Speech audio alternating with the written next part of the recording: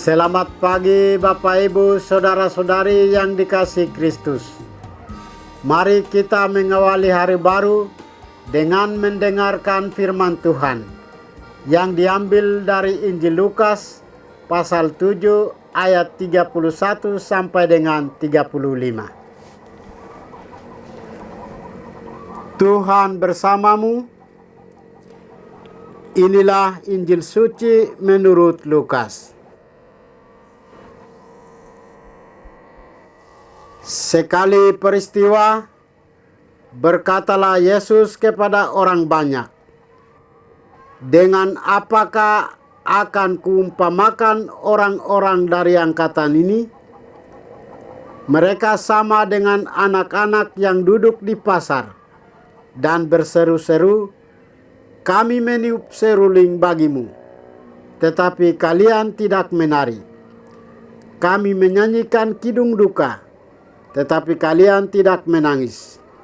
Sebab ketika Yohanes Pembaptis datang, dan ia tidak makan roti dan tidak minum anggur, kalian berkata, 'Ia kerasukan setan.' Kemudian Anak Manusia datang, ia makan dan minum, dan kalian berkata, 'Lihatlah, seorang pelahap dan peminum, sahabat pemungut cukai dan orang berdosa.' Tetapi hikmat dibenarkan oleh semua orang yang menerimanya." Demikianlah sabda Tuhan. Bapak Ibu Saudara-saudari yang dikasihi Kristus, tema kita hari ini adalah membangun sikap terbuka. Hari ini Injil menampilkan dua figur yang begitu menarik bagi kita, yakni Yohanes dan Yesus. Bagi kita, orang yang percaya, kedua orang ini merupakan sosok yang perlu dicontohi. Akan tetapi, hal itu tidak dilakukan oleh orang-orang Yahudi pada zaman itu. Mereka bahkan menyebut Yohanes sebagai seorang yang kerasukan setan karena tidak makan roti dan tidak minum anggur. Berbeda dengan Yohanes, Yesus dianggap sebagai seorang pelahap dan peminum, sahabat pemungut cukai dan orang berdosa. Pertanyaannya, apa maunya mereka dari kedua orang ini? Anggapan mereka inilah yang membuat Yesus kemudian bingung mau mengumpamakan mereka seperti apa, karena mereka belum sepenuhnya membuka hati mereka untuk mengerti dan menerima kehadiran Yesus.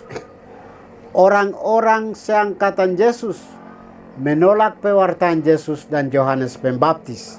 Sepertinya mereka tidak ingin kenyamanan mereka terganggu dan kebusukan mereka terbongkar. Mereka menutup rapat sifat asli mereka dengan menyalahkan Yohanes maupun Yesus. Di mata mereka, penampilan Yohanes dan Yesus tidak memenuhi kriteria utusan Allah yang mereka harapkan. Mereka selalu punya argumen untuk menolak ajakan pertobatan dari Yesus dan Yohanes. Namun argumentasi itu berstandar ganda, tidak konsisten, dan mengada-ada. Kritikan Yesus terhadap orang seangkatannya tetap relevan sepanjang sejarah. Karena bukan tak mungkin rasionalisasi seperti di atas tetap tumbuh subur di kalangan para pengikut Kristus dewasa ini. Orang bisa saja menolak sabda Tuhan dengan 1001 alasan hanya untuk menutup kekerasan hati mereka yang tidak mau mengambil risiko, tidak berubah, dan takut meninggalkan cara hidup lama. Kita tidak bisa memaksa Tuhan untuk hadir dan berbicara kepada kita dengan cara yang kita inginkan. Oleh karena itu, kita perlu membangun sikap terbuka dan rendah hati untuk menerima hikmat Allah yang menjumpai kita dengan cara apa saja dan lewat siapa saja. Hikmat Allah diberikan dan hanya dapat dipahami oleh orang yang terbuka dan rendah hati. Saudara-saudari terkasih, melalui bacaan suci hari ini, Yesus mengajak kita untuk pertama-tama menyadari kehadirannya di dalam hidup kita dan mulai membuka hati kita untuk menerima Dia di dalam hidup kita. Pada zaman modern yang mengagumkan teknologi, kuasa, dan harta, kita diajak untuk bangkit dari kekendoran iman dan sikap setengah hati terhadap gereja. Sebaliknya, semakin dalam iman dan semakin setia dalam komitmen kita dalam pelayanan. Tuhan memberkati kita. Marilah kita berdoa. Tuhan, pagi ini kembali kami naikkan syukur dan permohonan. Terima kasih sudah menjaga kami saat kami tidur maupun bangun.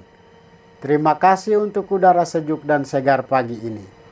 Bukalah mata hati kami, mampukan kami memandang kemurahan dan karya-Mu, serta memuji dan memuliakan-Mu melalui pekerjaan dan pelayanan kami hari ini.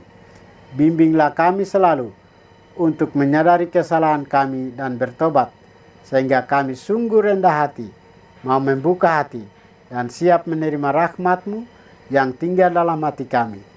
Kristus terang dunia, berkatilah keluarga kami, jadikanlah kami alat kasih-Mu, dan pantaskanlah kami menjadi hamba-Mu yang setia. Demi Kristus Tuhan dan pengantara kami. Tuhan bersamamu. Semoga kita sekalian, orang-orang yang kita kasih dan doakan, seluruh aktivitas kita hari ini dilindungi, dibimbing, dan diberkati oleh berkat Allah yang Maha Kuasa. Dalam nama Bapa dan Putra dan Roh Kudus. Amin.